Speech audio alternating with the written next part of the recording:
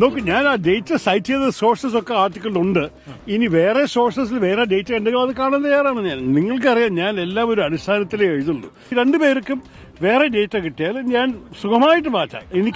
എനിക്ക് ഞാൻ ആർക്കും വേണ്ടി ഞാൻ കേരളത്തിന് വേണ്ടി മാത്രമാണ് സംസാരിക്കുന്നതും എഴുതുന്നതും. അത്ര വലിയ കഷ്ടമൊന്നും പറഞ്ഞിട്ടില്ല പുള്ളി. അതിന് മാത്രമുള്ളൊരു ദ്രോഹമൊന്നും അതിൽ ചെയ്തിട്ടൊന്നുമില്ല. അതിലൊന്നും നിങ്ങൾ ഇത് എന്നാ പറയുക, വ്യാഖ്യാനിച്ച് അതിനങ്ങ് കടലിലോട്ട് കൊണ്ടുപോകാണ്. ഡൽഹിക്ക് വിളിപ്പിച്ച് ഹൈക്കമാൻഡ് വരുതിയിൽ നിർത്താൻ ശ്രമിച്ചെങ്കിലും വഴങ്ങാതെ നിൽക്കുകയാണ് ഡോക്ടർ ശശി തരൂർ MP. കോൺഗ്രസ് ദേശീയ നേതൃത്വത്തെ പ്രതിരോധത്തിലാക്കിയും സംസ്ഥാന നേതൃത്വത്തെ അങ്കലാപ്പിലാക്കിയും തരൂർ നടത്തിയ അഭിപ്രായ പ്രകടനങ്ങൾ നിരന്തരമായി താൻ അനുഭവിച്ച അവഗണനയിലുള്ള പ്രതിഷേധമാണോ എന്ന് സൂചനയുണ്ട്. തരൂരിനെ തിരുത്തുകയും നടപടിക്ക് മുറവിളി കൂട്ടുകയും ചെയ്ത കേരള നേതാക്കളിൽ നിന്ന് KPCC അധ്യക്ഷൻ വിട്ടുനിൽക്കുന്നതിലും ഒളിഞ്ഞിരിക്കുന്ന ഒരു കരുനീക്കം കാണുന്നവരുമുണ്ട്. അതിനിടയിലാണ് സ്റ്റാർട്ടപ്പ് ഫെസ്റ്റിവലിലേക്കുള്ള DYFI ക്ഷണം.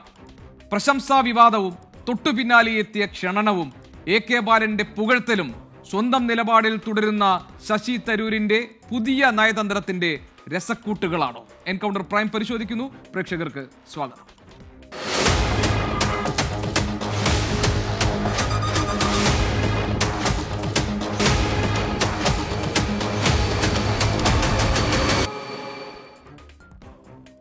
എൻകൗണ്ടർ പ്രൈമിൽ നമ്മുടെ അതിഥികളായി ചേരുന്നു കോൺഗ്രസിൽ നിന്ന് ശ്രീ നൌഷാദ് അലി, അഡ്വക്കേറ്റ് ലാൽകുമാർ, ഇടതു നിരീക്ഷകൻ ഈ ചർച്ചയിൽ പങ്കെടുക്കാനുണ്ട്. BJPയുടെ പ്രതിനിധിയായി ഈ ചർച്ചയിൽ പങ്കെടുക്കുന്നത് ശ്രീ K ഗണേഷാണ്. അതോടൊപ്പം തന്നെ രാഷ്ട്രീയ നിരീക്ഷകൻ ശ്രീ NM പിയേഴ്സനും നമ്മളോടൊപ്പമുണ്ട്. ഞാൻ ആദ്യം ശ്രീ ലാൽകുമാറിൽ നിന്ന് തുടങ്ങാം. ശ്രീ ലാൽകുമാർ, ഇതിപ്പോൾ തരൂർ പറയുന്നത് ഞാൻ രാഷ്ട്രീയം കളിക്കാനില്ല, മറിച്ച് കേരളത്തിന്റെ പൊതു താല്പര്യവും കേരളത്തിന്റെ വികസനവും കേരളത്തിലെ യുവാക്കളുടെ തൊഴിലില്ലായ്മ പോലെയുള്ള ഗുരുതരമായ പ്രശ്നങ്ങളിൽ ചില അടിസ്ഥാന രേഖകളുടെ പുറത്ത് താൻ നടത്തിയിട്ടുള്ള നിരീക്ഷണങ്ങളും അത് ലേഖന രൂപത്തിൽ വന്നതുമാണ് വിവാദമായിരിക്കുന്നത്. രാഷ്ട്രീയം പറയുകയല്ല താൻ ചെയ്തത് എന്നാണ്. ഹൈക്കമാൻഡ് വിളിപ്പിച്ച് തരൂരിനോട് സംസാരിച്ചത് എന്താണെന്ന് നമുക്ക് അറിയില്ല. പക്ഷേ തരൂർ ഹൈക്കമാൻഡിന്റെ നിർദ്ദേശങ്ങൾക്ക് എന്ന് പറഞ്ഞാൽ ഹൈക്കമാൻഡ് പറയുന്നത് കോൺഗ്രസിന്റെ നയങ്ങൾക്ക് വിരുദ്ധമായി സംസാരിക്കരുതെന്നാണ്. സ്വതന്ത്രമായ അഭിപ്രായം താൻ പറയുമെന്ന് തരൂർ ഒരു നിലപാട് സ്വീകരിച്ചിരിക്കുകയാണ്. തൊട്ടു പിന്നാലെ ഇതാ സ്റ്റാർട്ടപ്പ് ഫെസ്റ്റിവലിലേക്ക് DYFI ക്ഷണിച്ചിരിക്കുന്നു.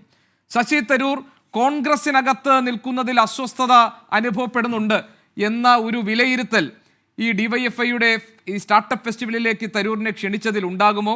ഞാൻ സ്വയം അസ്വസ്ഥനായി ഇവിടെ നിലനിൽക്കുന്നു എന്ന സന്ദേശം തരൂർ ഈ വിവാദങ്ങൾക്ക് മറവിലൂടെ പുറത്തേക്ക് വിടുന്നുണ്ടോ? താങ്കൾ അങ്ങനെ നിരീക്ഷിക്കുമോ ശ്രീ ലാൽകുമാർ?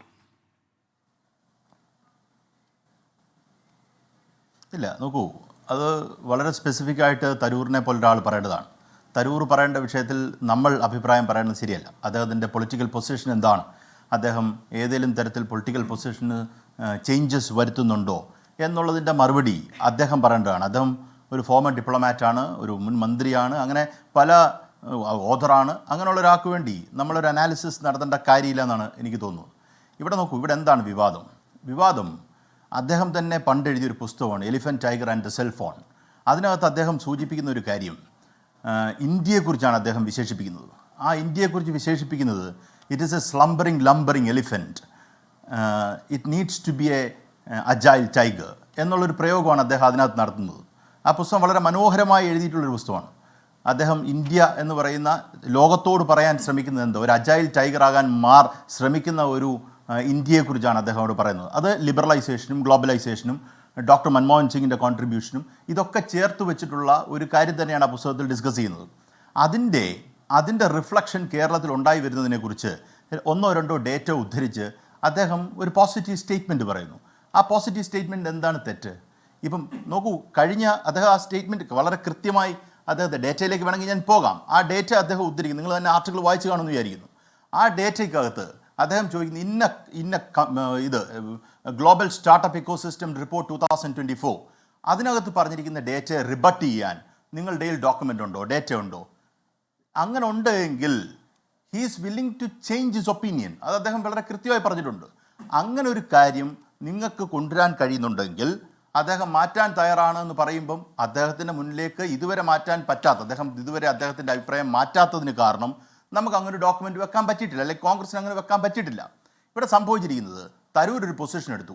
അതുവഴി വിട്ടിരുന്നെങ്കിൽ ഇത്രയും പ്രശ്നം വരില്ലായിരുന്നു. അദ്ദേഹം ചെയ്തത് എന്താ? ഈ കോൺഗ്രസ് ചെയ്തത് എന്താ? കോൺഗ്രസ് അതേ പിടിച്ച് കേരളത്തിലെ തരൂർ എന്ന് പറയുന്ന പൊളിറ്റീഷ്യനെതിരെയുള്ള ഒരു ആയുധമാക്കി അവരെടുക്കാൻ ശ്രമിച്ചു. തരൂർ അങ്ങനെ ഈ പറയുന്ന പോലെ ലംബറിങ് എലിഫൻ്റ് അല്ല. അതാണ് ആദ്യം മനസ്സിലാക്കേണ്ടത്. He's an agile tiger. നമുക്ക് ഇഷ്ടപ്പെട്ടോ ഇഷ്ടപ്പെട്ടില്ല എന്നുള്ള കാര്യമല്ല. അദ്ദേഹത്തിൻ്റെ എഴുത്തുകൾ, അദ്ദേഹത്തിൻ്റെ രീതികൾ എല്ലാം വ്യത്യസ്തമായ രീതികളാണ്. പല ആസ്പെക്റ്റുകളും എനിക്ക് പൂർണ്ണമായി എതിർപ്പുള്ള ആസ്പെക്റ്റുകൾ ഒത്തിരി ഉണ്ട്. ഈ ആർട്ടിക്കിൾ തന്നെ എല്ലാ കാര്യങ്ങളും ഞാൻ യോജിക്കുന്ന ആർട്ടിക്കിളിൻ്റെ കണ്ടന്റ് എല്ലാം ഞാൻ യോജിക്കുന്നൊരു ആളല്ല. പക്ഷേ അദ്ദേഹത്തിൻ്റെ അഭിപ്രായം പറയുമ്പം അദ്ദേഹത്തിൻ്റെ രണ്ടോ മൂന്നോ ആസ്പെക്റ്റുകളാണ് നമ്മൾ എടുത്തിരിക്കുന്നത്. മറ്റ് എല്ലാ വിഷയത്തിലോടും നമുക്ക് എതിർപ്പുണ്ട്. ആ എതിർപ്പുകൾ അംഗീകരിക്കാനും എതിർക്കാനും ഒക്കെ നമുക്ക് പറ്റണം. ദാറ്റ് ഈസ് ഡെമോക്രസി അല്ലേ? അങ്ങനല്ലേ ഒരു ഫങ്ഷണൽ ഡെമോക്രസി ഉണ്ടാകത്തുള്ളൂ. പക്ഷെ കോൺഗ്രസിന് സംഭവിച്ചത്, കോൺഗ്രസ് ഒരു അന്താരാഷ്ട്ര പ്രശ്നമാക്കി മാറ്റാൻ ശ്രമിച്ചത് തരൂരിനോടുള്ള മുൻകാല നിലപാടും തരൂരിനെ ഒതുക്കാനുള്ള ഒരു ശ്രമവും നടത്തുക അവർ ചെയ്തത്. അതിന് he's not a man with a plan backbone. അദ്ദേഹത്തിന് കൃത്യമായി അറിയാം എന്താ പറയേണ്ടത്, എന്താ ചെയ്യേണ്ടത്. അത് വേറൊരാൾ വിചാരിച്ച് അദ്ദേഹത്തെ മാറ്റാൻ പറ്റില്ല. ഇപ്പൊ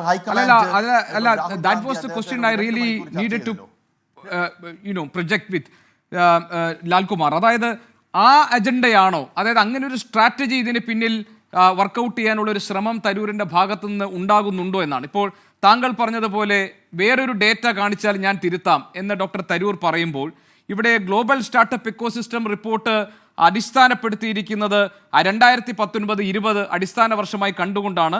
ആഗോള വളർച്ച 46% കേരളം അത് 254% വളർച്ച നേടി എന്ന് പറയുമ്പോൾ, ഇവിടെ പ്രതിപക്ഷ നേതാവ് പറയുന്നത് ഇത് പലതരത്തിലുള്ള പോരായ്മകളും ഈ റിപ്പോർട്ടിലുണ്ട്. ഉദാഹരണത്തിന് ഇപ്പോൾ 254% വളർച്ച എന്നത് കഴിഞ്ഞ കോവിഡ് കാലത്തെ ഏറ്റവും താഴ്ന്ന നിലയിലുള്ള വളർച്ചയുമായി താരതമ്യപ്പെടുത്തിയാണ് ഈ കുതിച്ചുചാട്ടം കണക്കാക്കപ്പെട്ടിരിക്കുന്നത് എന്നതാണ്. പിന്നെ മറ്റൊന്ന്, സ്റ്റാർട്ടപ്പുകൾക്ക് വേണ്ടി ബജറ്റിൽ നീക്കിവെച്ച 58.5 കോടി രൂപയിൽ അവിടെ പദ്ധതി വിഹിതം 50% വെട്ടിക്കുറച്ചതോടുകൂടി 20.47 കോടി രൂപയായി അത് കുറഞ്ഞു പോയിട്ടുണ്ട്. അപ്പോൾ ഈ കണക്കുകളും യാഥാർത്ഥ്യത്തിലുള്ള കാര്യങ്ങളും തമ്മിൽ ഒത്തുപോകുന്നതല്ല. അത്തരം കാര്യങ്ങളിൽ ഒരു ലോജിക്കൽ മൈൻഡ് അപ്ലൈ ചെയ്തിട്ട് വേണമായിരുന്നു തരൂരിനെ പോലൊരാൾ ഇതുപോലൊരു ലേഖനം എഴുതാൻ എന്നൊക്കെ സ്വന്തം പാളയത്തിൽ നിന്ന് പ്രതിപക്ഷത്തിരുന്നു കൊണ്ട് പ്രതിപക്ഷ നേതാവ് VD സതീശനെ പോലൊരാൾ പറയുകയാണ്. അപ്പോൾ തരൂർ ഈ കാര്യങ്ങളിൽ ഒരു വീണ്ടും വിചാരം നടത്തേണ്ടതുണ്ടായിരുന്നു എന്ന് കണക്കുകളുടെ അടിസ്ഥാനത്തിൽ തന്നെ പറഞ്ഞാൽ നമുക്ക് പറയാൻ പറ്റുമോ? മാത്രമല്ല, കോൺഗ്രസിനകത്തെ പ്രശ്നങ്ങളിൽ തന്നെ കേൾക്കാതിരിക്കുകയും താൻ അവഗണിക്കപ്പെട്ടു എന്നതുമാണ് തരൂരിൻ്റെ യഥാർത്ഥ പ്രശ്നമെങ്കിൽ അതിലേക്ക് ഹൈക്കമാൻഡിൻ്റെ ശ്രദ്ധ പതിയാൻ വേണ്ടി തരൂർ നടത്തിയ ഒരു നീക്കമായി ഇതിനെ കാണാൻ കഴിയുമോ? കാരണം ഇന്ന് അദ്ദേഹത്തിൻ്റെ പ്രതികരണം താങ്കൾ ശ്രദ്ധിച്ചു കാണും. ഞാൻ 2-2.5 വർഷമായി ഇതുപോലെ ഇരുന്ന് സംസാരിക്കാൻ ആഗ്രഹിച്ചതാണ് എന്നൊരു വാചകം തരൂർ പറഞ്ഞിട്ടുണ്ട്. അല്ല, നോക്കൂ, അത് നമ്മൾ രണ്ട് കാര്യങ്ങളാണ്. നിങ്ങൾ പറയുന്നു, ഇപ്പോൾ നോക്കൂ, 2020 ആണ് ബേസ് എങ്കിൽ 2021 ഡേറ്റ എങ്ങനെ അതിനകത്ത് വരും? 2021 ജൂലൈ ടു 2023 ഡിസംബർ 31 വരെയുള്ള ഡേറ്റയുടെ അനാലിസിസിലാണ് 254% എൻഹാൻസ്മെൻറ്റ് ഉണ്ടായിരിക്കുന്നത്, അല്ലെ, ഇൻക്രീസ് ഉണ്ടായിരിക്കുന്നത്. അവിടെ 2020 ആണ് ബേസ് എങ്കിൽ എങ്ങനെ വരും? Look, I am not interested in getting into the details. എൻ്റെ പ്രശ്നം എന്താ, ഇവർ എന്നോട് പറയാൻ ശ്രമിക്കുന്ന, അല്ലെങ്കിൽ ഈ രാജ്യത്തെ സമൂഹത്തോട് പറയാൻ ശ്രമിക്കുന്ന, സംസ്ഥാനത്തെ കോൺഗ്രസ്സുകാരോടും മറ്റാൾക്കാരോടും പറയാൻ ശ്രമിക്കുന്ന കാര്യം ശശി തരൂരിനെ പറഞ്ഞ് ബോധിപ്പിച്ച് മാറ്റിയാൽ പോരെ? നമ്മളോട് ഈ ചർച്ചയൊന്നും ചെയ്യേണ്ട ആവശ്യം വരുന്നില്ലല്ലോ. ഗോപിക്ക് ഇങ്ങനെ ചോദ്യം എന്നോട് ചോദിക്കേണ്ടി വരില്ല. ഞാൻ ഇങ്ങനെ കാണുന്നുണ്ടോ അങ്ങനെ കാണുന്നുണ്ടോ എന്നുള്ള ചോദ്യത്തിനൊന്നും പ്രസക്തിയില്ലല്ലോ. രാഹുൽ ഗാന്ധി കാണുന്നു, അല്ലെങ്കിൽ ഈ പറയുന്ന KPCC പ്രസിഡന്റ് കാണുന്നു, അല്ലെങ്കിൽ പ്രതിപക്ഷ നേതാവ് തന്നെ കണ്ട് കാര്യങ്ങൾ പറയുന്നു, ഇതാണ് എൻ്റെ നമ്പേഴ്സ് എന്ന് പറഞ്ഞ് കാണിക്കുമ്പം അദ്ദേഹത്തെ പറഞ്ഞ് ബോധ്യപ്പെടുത്താൻ പറ്റാത്തത് എന്താണ്? ആ പറ്റാത്തത് രീതിയിലുള്ള കാര്യങ്ങളാണ് അദ്ദേഹം പറഞ്ഞിരിക്കുന്നത്. അദ്ദേഹം വളരെ വ്യക്തമായിട്ട് കാര്യങ്ങൾ പറഞ്ഞിട്ടുണ്ട്. And there is A substantial increase in employment, അല്ലെങ്കിൽ ഞാൻ പറഞ്ഞത് ഈ ആനിമൽ സ്പിരിറ്റ് ഓഫ് എക്കണോമി എന്ന് പറയുന്നത് ഒരു സത്യസന്ധമായ കാര്യമാണ്. നമുക്കതൊരു വേറൊരു ഡിബേറ്റ് ടോപ്പിക്കാണെന്ന് എനിക്ക് തോന്നുന്നത്. അതൊരു വേറെ എൻറ്റയർലി ഡിഫറെൻറ്റ് ടോപ്പിക്കാണ്.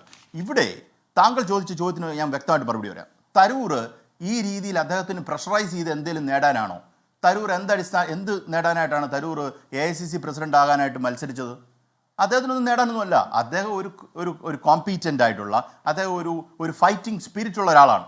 അന്നും ഞാൻ അദ്ദേഹം ഫൈറ്റിംഗ് സ്പിരിറ്റോടുകൂടി അദ്ദേഹം ഇറങ്ങി വന്നപ്പം അത് കോൺഗ്രസിന് ഗുണം ചെയ്യുമെന്ന് പറഞ്ഞ ഒരാളാണ് ഞാൻ. മത്സരിക്കട്ടെ എന്ന് പറഞ്ഞ ഒരാളാണ് ഞാൻ. അതിന് തെറ്റെന്താ? അദ്ദേഹം ഈ കാര്യം വിടൂ, ഈ പ്രശ്നം വിടൂ. ഇതിനു മുമ്പ് ഫോറിൻ സെക്രട്ടറി സുബ്രഹ്മണ്യം ജയശങ്കറുമായി ബന്ധപ്പെട്ട് എത്രയോ സ്റ്റേറ്റ്മെൻറ്റ്സ്, എത്രയോ പോസിറ്റീവ് സ്റ്റേറ്റ്മെൻറ്റ്സ് ഇദ്ദേഹം നമുക്ക് ഒരു കാരണവശാലും ഉൾക്കൊള്ളാൻ പറ്റാത്ത കാര്യങ്ങൾ അദ്ദേഹം സപ്പോർട്ട് ചെയ്തിട്ടുണ്ട്. കോൺഗ്രസിൻ്റെ നയങ്ങൾ, പഴയ പഞ്ചശീലും അതൊക്കെ പോട്ടെ, ഡോക്ടർ മൻമോഹൻ സിംഗ് ഫോളോ ചെയ്തിരിക്കുന്ന പല നയങ്ങളോടും വിരുദ്ധമായി ഡോക്ടർ ശശി തരൂർ എത്രയോ പ്രാവശ്യം നിലപാടുകൾ എടുത്തിട്ടുണ്ട്. അപ്പോൾ അദ്ദേഹത്തിൻ്റെ ഒരു ശൈലിയാണത്. ഇപ്പം കേരളത്തിൽ പോലും നരേന്ദ്രമോദിക്ക് അനുകൂലമായി വലിയൊരു നിലപാട് ഈ പ്രാവശ്യം അദ്ദേഹത്തിൻ്റെ അമേരിക്കൻ വിസിറ്റുമായി ബന്ധപ്പെട്ട് എടുത്തപ്പോഴും അതൊരു വലിയ പ്രശ്നമായില്ല കേരളത്തിൽ. ശ്രദ്ധിക്കേണ്ട കാര്യമാണ്. സംഘപരിവാർ ആശയത്തോട് ചേർന്ന് നിന്ന് അല്ലെങ്കിൽ രാജ്യത്തിൻ്റെ പ്രധാനമന്ത്രി അവിടെ പോയപ്പം നമുക്ക് നേരിടേണ്ട വന്ന അപമാനവുമായി ബന്ധപ്പെട്ട വിഷയങ്ങളാണെങ്കിൽ പോലും ഇതിലൊന്നും ഒരു പ്രശ്നമായി കേരളത്തിൻ്റെ ആൾക്കാർ കണ്ടില്ല. ഇന്നലെ മറ്റാണ് കുഞ്ഞാലിക്കുട്ടി സാഹിബ് ഒരു സ്റ്റേറ്റ്മെൻറ്റ് പറഞ്ഞത്. അപ്പോൾ അതൊരു വലിയ വിഷയമല്ലായിരുന്നു. അല്ലെങ്കിൽ തരൂർ അവിടെ അദ്ദേഹത്തിന് അപ്ലോഡ് ചെയ്യുന്ന രീതിയിൽ അല്ലെങ്കിൽ പ്രൈം മിനിസ്റ്ററിനെ അപ്ലോഡ് ചെയ്യുന്ന രീതിയിൽ ഒരു സംസാരം ഉണ്ടായി. അതൊരു പ്രശ്നം അല്ലാത്തതിന് കാര്യം എന്താ? അപ്പം ഞാൻ പറയുന്നത് it's mix of many things. ഇവർ ഈ ചെറിയ പിക്കിംഗ് പോലെ ഇവർക്ക് വേണ്ട കാര്യങ്ങൾ മാത്രം എടുത്തിട്ട് ചെയ്യുകയാണ് ചെയ്തത്. ഒരു സ്റ്റേറ്റ്മെൻറ്റ് പറഞ്ഞോ എന്ന് ചോദിച്ചാൽ പറഞ്ഞു. എന്നെ സംബന്ധിച്ചിടത്തോളം യഥാർത്ഥത്തിൽ മോഡിയുടെ അമേരിക്കൻ വിസിറ്റിലുണ്ടായ നമുക്കുണ്ടായ നാണക്കേടാണ്, അല്ലെങ്കിൽ അതുമായി ബന്ധപ്പെട്ട പല കാര്യങ്ങളുമാണ് ഒരു മോർ കോൺസിക്വൻസ് ഉള്ള ഒരു കാര്യം. അതൊന്നും ചർച്ച ചെയ്യാതെ ഇവിടുത്തെ ഒരു ഡേറ്റയുമായിട്ട് ബന്ധപ്പെട്ട കാര്യത്തിലേക്ക് ചർച്ചയിലേക്ക് പോയത് തന്നെ ഐ തിങ്ക് ഇറ്റ്സ് പിറ്റി. ശരി, ഞാൻ വരാം. ശ്രീ നൗഷാദ് അലി, ഇപ്പോൾ KPCC പ്രസിഡന്റ് പറഞ്ഞ ഇന്നത്തെ പ്രതികരണം താങ്കൾ കണ്ടല്ലോ. കെ സുധാകരൻ പറഞ്ഞത് അയാൾ അങ്ങനെ കുഴപ്പക്കാരനായ ഒരാളല്ല, മറിച്ച് ഈ വിവാദമൊക്കെ അതായത് വ്യാഖ്യാനിച്ച് വലുതാക്കി ഇതിനെ കടലിലേക്ക് കൊണ്ടുപോയി, അതിന് മാത്രം വലിയ ദ്രോഹമൊന്നും ശശി തരൂർ ചെയ്തിട്ടില്ല എന്നാണ്. രാഹുൽ ഗാന്ധിയും പ്രിയങ്ക ഗാന്ധിയും സോണിയാഗാന്ധിയും മല്ലികാർജുൻ ഖാർഗെയും ഒക്കെ ചുറ്റുമിരുന്ന് കോൺഗ്രസ് നയത്തിന് വിരുദ്ധമായ ഒരു നിലപാട് സ്വീകരിച്ചതിൻ്റെ കാര്യകാരണങ്ങൾ ശശി തരൂരിനോട് ചോദിച്ച് കാര്യങ്ങളെല്ലാം സംസാരിച്ച് തിരികെ വന്ന് ഇറങ്ങിയിട്ടും നിലപാടുകൾ മാറ്റാൻ തരൂർ തയ്യാറായിട്ടില്ല. ഈ നിലപാടുകളും സ്വതന്ത്ര അഭിപ്രായങ്ങളുമാണ് കോൺഗ്രസിനെ ദേശീയ തലത്തിലും സംസ്ഥാനത്തും അലോസരപ്പെടുത്തിയെങ്കിൽ താൻ അത് തുടരുക തന്നെ ചെയ്യും എന്ന സന്ദേശം തരൂർ നൽകുകയാണ്. എന്നെ എതിർക്കാനെങ്കിലും കോൺഗ്രസ്സുകാർ ഒന്നിച്ചു കണ്ടല്ലോ എന്ന തരൂരിൻ്റെ പരിഹാസവും കോൺഗ്രസിലെ സംസ്ഥാന നേതൃത്വത്തിനെതിരെയുണ്ട്. നിങ്ങൾ ഭയക്കുന്നുണ്ടോ ശശി തരൂർ മറ്റെന്തോ ഒരു രാഷ്ട്രീയ ചുവടുവയ്പ്പിൻ്റെ മുന്നോടിയായി നടത്തുന്ന ഇടപെടലുകളാണ് ഇത് എന്നൊക്കെ? കാരണം DYFIയുടെ ക്ഷണം അദ്ദേഹത്തിന് ലഭിച്ചിട്ടുണ്ട്. അദ്ദേഹം പോകാതിരിക്കുന്നത് മറ്റ് പരിപാടികൾ ഉള്ളത് കൊണ്ടാണ് എന്ന് വിശദീകരിക്കുകയും ചെയ്തിട്ടുണ്ട്.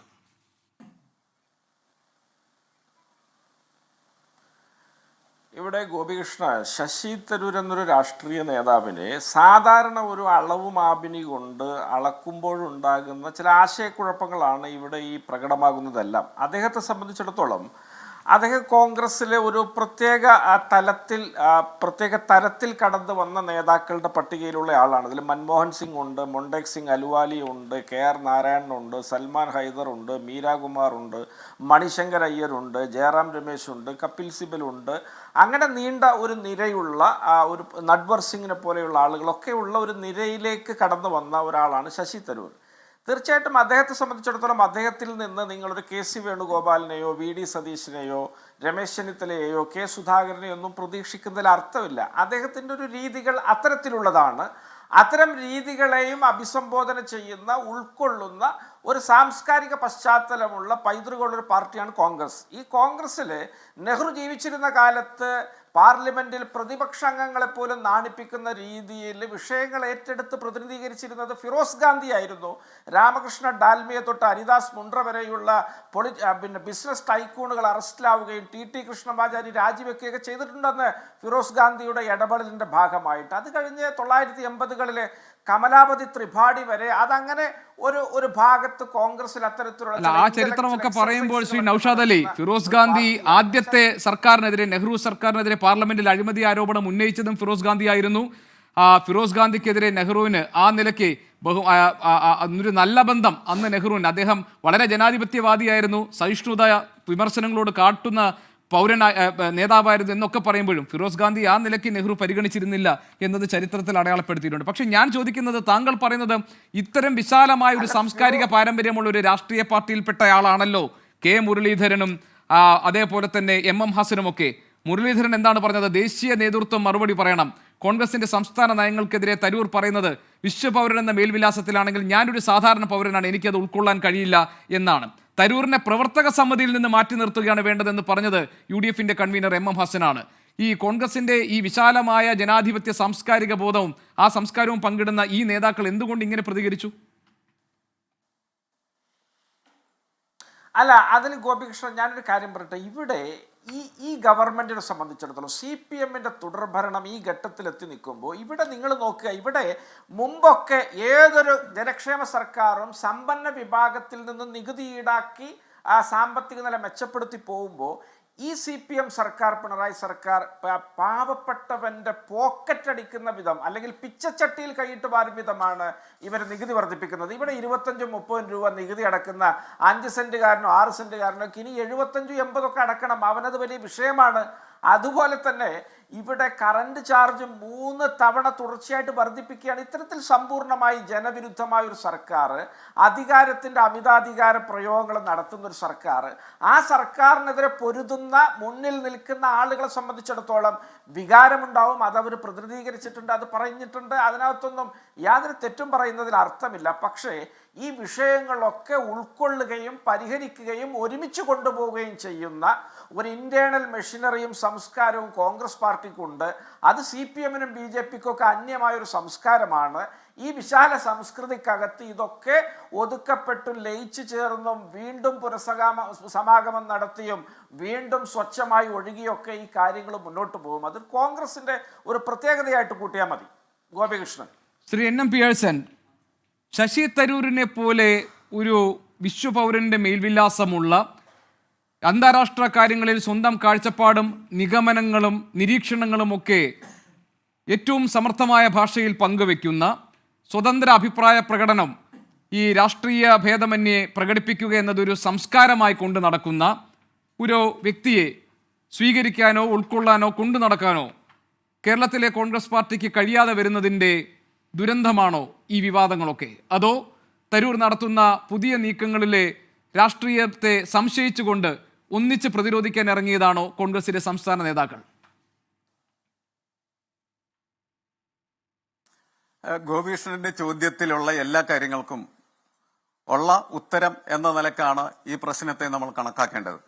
ഒന്ന്, ശശി തരൂർ എന്ന് പറയുന്ന വ്യക്തിയുടെ രാഷ്ട്രീയ പരിവേഷം, അതേപോലെ തന്നെ അദ്ദേഹത്തിന്റെ സാംസ്കാരിക സംവിധാനങ്ങൾ, അദ്ദേഹത്തിന്റെ എഴുത്ത് ലോകം, അങ്ങനെ അതേപോലെ തന്നെ അദ്ദേഹം യുണൈറ്റഡ് നേഷൻസ് ഓർഗനൈസേഷൻസിലെ എങ്ങനെയാണ് തൻ്റെ ഫോറിൻ കാഴ്ചപ്പാടിനെ കുറിച്ച് അല്ലെങ്കിൽ വിദേശ കാഴ്ചപ്പാടിനെ കുറിച്ചുള്ള നിലപാടുകൾ എടുത്തിരുന്നത്, അതൊക്കെ ആ വ്യക്തിത്വത്തിൽ അലിഞ്ഞുചേർന്ന് നിൽക്കുകയും അദ്ദേഹത്തിന് അത് പ്രകടമാക്കേണ്ടതായിട്ട് വരും എന്നുള്ളത് ഒരു വശമാണ്. അതോടൊപ്പം തന്നെയാണ് ഇത്രമാത്രം കഴിവുകളുള്ള ഒരു വ്യക്തിത്വം കോൺഗ്രസിനകത്ത് നിലനിൽക്കുന്ന സമയത്ത് ഇന്ത്യൻ നാഷണൽ കോൺഗ്രസ് ആ വ്യക്തിത്വത്തെ ഫലപ്രദമായിട്ടുള്ള രീതിയിൽ വിനിയോഗിക്കുന്നുണ്ടോ എന്ന സംശയം അത് സ്വാഭാവികമായിട്ടും അദ്ദേഹത്തിന്റെ മനസ്സിനകത്ത് വന്നിട്ടുണ്ടാവും എന്ന് തന്നെയാണ് കണക്കാക്കുന്നത്. കാരണം ഇത് രണ്ടും ഒരുമിച്ച് ചേർത്തുകൊണ്ട് നമുക്ക് ഈ കാര്യങ്ങൾ വിശകലനം ചെയ്യാനായിട്ട് കഴിയും. ഇത് രണ്ടും അതിനകത്തുണ്ട് എന്ന് കരുതുന്ന ഒരാൾ. കാരണം വളരെ ബുദ്ധിപൂർവമായിട്ട് തന്നെയാണ് അദ്ദേഹം തന്റെ എഴുത്ത് നിർവഹിച്ചിട്ടുള്ളത്. ആ എഴുത്തിനകത്ത് 2 കാര്യങ്ങൾ അദ്ദേഹം ഉദ്ദേശിച്ചിരുന്നു. അത് രണ്ടും ഫലപ്രദമായിട്ടുള്ള രീതിയിൽ അവതരിപ്പിക്കാൻ കഴിഞ്ഞു. അതിനുള്ള പ്രതികരണങ്ങൾ വ്യക്തമായിട്ടും ശശി തരൂർ എന്ന് പറയുന്നതായിട്ടുള്ള രാഷ്ട്രീയ നേതാവിന്റെ വിജയത്തെയാണ് സാക്ഷ്യപ്പെടുത്തുന്നത്. ഒരു തർക്കവും ആ കാര്യത്തിലില്ല. ഒന്ന്, കേരളത്തിൽ അദ്ദേഹത്തിനെതിരെ ഒറ്റക്കെട്ടായിട്ട് കേരളത്തിലെ കോൺഗ്രസ് നിൽക്കുന്നു എന്ന് പറയുന്ന അദ്ദേഹത്തിന്റെ ധാരണ ശക്തിപ്പെടുത്തുന്നതായിട്ടുള്ള സംഭവവികാസങ്ങളാണ് ഈ ഒറ്റ വിഷയത്തിനകത്ത് പുറത്തു വന്നത്. അദ്ദേഹത്തിന്റെ ഓഫീസിലേക്ക് യൂത്ത് കോൺഗ്രസ് മാർച്ച് സംഘടിപ്പിച്ചു എന്ന് പറയുന്നത് എന്ത് രാഷ്ട്രീയത്തിന്റെ പുറത്താണ് കോൺഗ്രസിനെ ന്യായീകരിക്കാനായിട്ട് കഴിയുക? അപ്പൊ അങ്ങനെ ഒരു മാർച്ച് സംഘടിപ്പിക്കാനായിട്ട് അവർ ശ്രമിച്ചത് എന്തിന്റെ പേരിലായിരുന്നു? ഇവിടെ ഒരു സ്റ്റാർട്ടപ്പിന്റെ കാര്യത്തിൽ സർക്കാർ മുന്നിലാണ് എന്ന അഭിപ്രായം ശരിയാണെങ്കിൽ അത് പരിഗണിക്കേണ്ടതല്ലേ എന്ന ചോദ്യം മാത്രമാണ് യഥാർത്ഥത്തിൽ ശശി തരൂർ മുന്നിട്ട് വെച്ചത്. അതിനപ്പുറമായിട്ട് പ്രത്യേകിച്ച് അദ്ദേഹം എന്തെങ്കിലും പറഞ്ഞായിട്ട് എനിക്ക് തോന്നുന്നില്ല. അപ്പോൾ എക്കോസിസ്റ്റം റിപ്പോർട്ടിനകത്ത് പറഞ്ഞ കാര്യം ശരിയാണെങ്കിൽ, അതാണ് അദ്ദേഹം അടിയരവിട്ട് പറഞ്ഞിട്ടുള്ളത്, അത് ശരിയാണെങ്കിൽ അതിനെ ന്യായീകരിക്കുന്നതിൽ എന്താണ് തകരാറ് എന്നത് ഒരു രാഷ്ട്രീയ ചോദ്യമാണ്. ആ ചോദ്യം ചോദിച്ചതിനാണ് അദ്ദേഹത്തിന്റെ ഓഫീസിലേക്ക് യൂത്ത് കോൺഗ്രസ് മാർച്ച് സംഘടിപ്പിക്കുക. എന്ത് രാഷ്ട്രീയമാണ് അതിന്റെ പിന്നിലുള്ളത് എന്ന് പരിശോധിച്ചാൽ അത് കുശുമ്പ് രാഷ്ട്രീയം മാത്രമാണ്. അതാണ് കേരളത്തിലെ കോൺഗ്രസിനെ അസ്വസ്ഥമാക്കി തീർക്കുന്നത് എന്ന് നമുക്കറിയാം. അവിടെ ഒരു ചെറിയ പ്രശ്നം താങ്കൾക്കറിയാമല്ലോ. കേരളത്തിന്റെ ഒരു പൊളിറ്റിക്കൽ മില്യൂ എങ്ങനെയാണ്, കേരളത്തിലെ രാഷ്ട്രീയ പ്രസ്ഥാനങ്ങൾ ഈ കക്ഷി രാഷ്ട്രീയത്തിന്റെ ഭാഗമായി എങ്ങനെയാണ് പ്രവർത്തിച്ചു വരുന്നത്, എങ്ങനെയാണ് ഓരോ വിഷയങ്ങളിലുമുള്ള പ്രതികരണങ്ങൾ അതേപോലെ തന്നെ പൊതുജനാഭിപ്രായമൊക്കെ രൂപപ്പെടുത്തുന്നത് ശ്രീ NM പിയേഴ്സൺ താങ്കൾക്കറിയാമല്ലോ. തദ്ദേശ സ്വയംഭരണ തെരഞ്ഞെടുപ്പ് അടുത്ത് വരുമ്പോൾ, വരുന്ന നിയമസഭാ തെരഞ്ഞെടുപ്പിന് വേണ്ടിയുള്ള ആയുധങ്ങളൊക്കെ പ്രതിപക്ഷം മൂർച്ച കൂട്ടിയിരിക്കുമ്പോഴാണ് ഏറ്റവും ഒരു നല്ല വ്യവസായ അന്തരീക്ഷമുണ്ട് എന്ന് ധ്വനിപ്പിച്ചുകൊണ്ട് കേരളത്തിലെ സ്റ്റാർട്ടപ്പുകളുടെ കാര്യത്തിൽ ആഗോളതലത്തിൽ കേരളത്തിന് വലിയ മുന്നേറ്റം ഉണ്ടാക്കാൻ കഴിഞ്ഞു എന്ന് ഇടത് സർക്കാരിന് ഗുഡ് സർട്ടിഫിക്കറ്റ് നൽകിക്കൊണ്ട് കേരളത്തിലെ പ്രമുഖനായ ഒരു പാർലമെന്റേറിയൻ ശശി തരൂരിനെ പോലൊരാൾ ഒരു ലേഖനം എഴുതുന്നത്. അത് സ്വാഭാവികമായും പ്രതിപക്ഷത്തിന്റെ ഉത്സാഹത്തെ കെടുത്തുന്നതും ഈ തെരഞ്ഞെടുപ്പിനെ നേരിടാൻ അവർ കോപ്പുകൂട്ടി വെച്ചിരിക്കുന്ന ആയുധങ്ങളുടെ മൂർച്ച കുറയ്ക്കുന്നതുമല്ലേ? ആ ഒരു രാഷ്ട്രീയ ഔചിത്യം ഈ ഘട്ടത്തിൽ ശശി തരൂർ കാണിച്ചില്ല എന്ന് കോൺഗ്രസിന്റെ സംസ്ഥാന നേതാക്കൾ പറഞ്ഞാൽ എങ്ങനെ കുറ്റപ്പെടുത്താൻ കഴിയും? അല്ല, കോൺഗ്രസ് നേതാക്കളെ കുറ്റപ്പെടുത്തുകയല്ല ഞാൻ ചെയ്യുന്നത്. പക്ഷെ അങ്ങനെ ഒരു വിഷയം ഉണ്ടായി കഴിഞ്ഞാൽ അതിനെ എങ്ങനെയാണ് ടാക്കിൾ ചെയ്യേണ്ടത്, ഇങ്ങനെയാണ് ടാക്കിൾ ചെയ്യേണ്ടതെന്നുള്ള ക്വസ്റ്റ്യൻ ശശി തരൂർ തീർച്ചയായിട്ടും ബോധപൂർവം ചെയ്തിരിക്കുന്ന ഒരു കാര്യമല്ലേ. എഴുതുക, ഞാനും ഒരു എഴുത്തുകാരനൊക്കെയാണ്. നമ്മൾ എഴുതുന്ന സമയത്ത് നമ്മുടെ കോൺസെൻട്രേഷൻ എന്ന് പറയുന്നുണ്ടെങ്കിൽ അസാധാരണമായിരിക്കും. അങ്ങനെ നമ്മൾ കോൺസെൻട്രേറ്റ് ചെയ്ത് നാം എന്ത് ലക്ഷ്യത്തിന് വേണ്ടിയിട്ടാണോ നമ്മളുടെ പേന നീക്കുന്നത് അതിനനുസരിച്ച് തന്നെയാണ് കൃത്യമായിട്ട് വാക്കുകൾ ഒഴുകി വീഴുക. ഇവിടെ കൃത്യമായിട്ട് അദ്ദേഹത്തിന് 2 ലക്ഷ്യം ഉണ്ടായിരുന്നു. ഒന്ന്, കേരള സംസ്ഥാനത്ത് അദ്ദേഹത്തിന്റെ രാഷ്ട്രീയ സാധ്യതകൾ സമ്പൂർണ്ണമായിട്ട് മുക്കി നിശബ്ദമാക്കി വെച്ചിരിക്കുന്നതായിട്ടുള്ള ഒരു നേതൃത്വം എതിരെ പൊട്ടിത്തെറിക്കുക എന്നുള്ളതായിരുന്നു. അദ്ദേഹം പൊട്ടിത്തെറിച്ചു, നേതൃത്വം മൊത്തമായിട്ട് തന്നെ പൊട്ടിത്തെറിച്ചു എന്നുള്ളതാണ്. അതായത് അദ്ദേഹത്തിന്റെ ലക്ഷ്യം. ആ ലക്ഷ്യം സാക്ഷാത്കരിക്കുക.